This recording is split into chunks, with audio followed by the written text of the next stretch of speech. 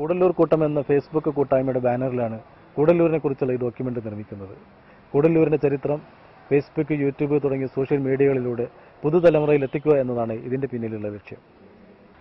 Social മീഡിയകളുടെ സാധ്യതകൾ പരമാവധി പ്രയോജനപ്പെടുത്തി ജനങ്ങളുമായി നിരന്തരം ബന്ധപ്പെട്ടു വരുന്ന ഒരു MLA ആണ് താങ്കൾ.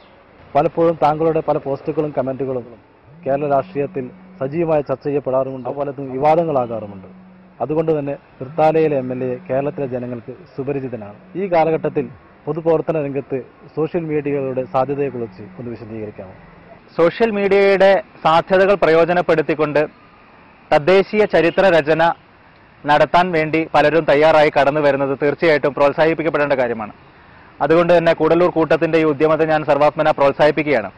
ലോകമെമ്പാടുമുള്ള മലയാളികൾക്ക് പ്രത്യേകിച്ചും കൂടല്ലൂരിനെ കുറിച്ച്, അതിന്റെ സവിശേഷതകളെക്കുറിച്ച്, അതിന്റെ ചരിത്രത്തെക്കുറിച്ച്, അതിന്റെ വർത്തമാനത്തെക്കുറിച്ച്, അതിന്റെ ഭാവിയെക്കുറിച്ച് ഒരുപക്ഷെ ഏറ്റവും സമഗ്രമായിട്ടുള്ള ആധികാരികമായിട്ട് അറിവ് നൽകാൻ ഈ സോഷ്യൽ മീഡിയയിലൂടെയുള്ള ഇതിന്റെ പ്രചരണം ഗുണപരമായി ഭവിക്കുമെന്നാണ് ഞാൻ പ്രതീക്ഷിക്കുന്നത്.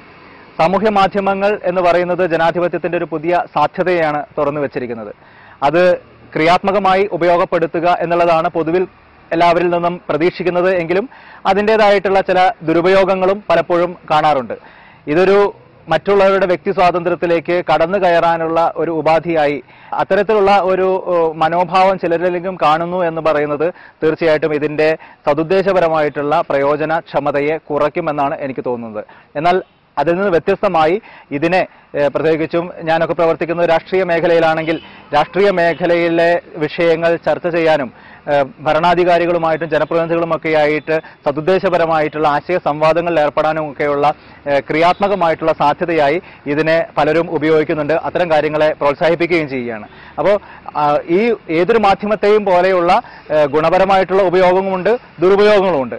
അത് ഏത് വേണം എന്നുള്ളത് ഓരോരുത്തരുടെയും മര്യാദയുടെയും അതുപോലെ തന്നെ ഇത്തരം കാര്യങ്ങളെക്കുറിച്ചുള്ള ഔചിത്യ ബോധത്തിന്റെയും അടിസ്ഥാനത്തിൽ തീരുമാനിക്കപ്പെടേണ്ടതാണ്.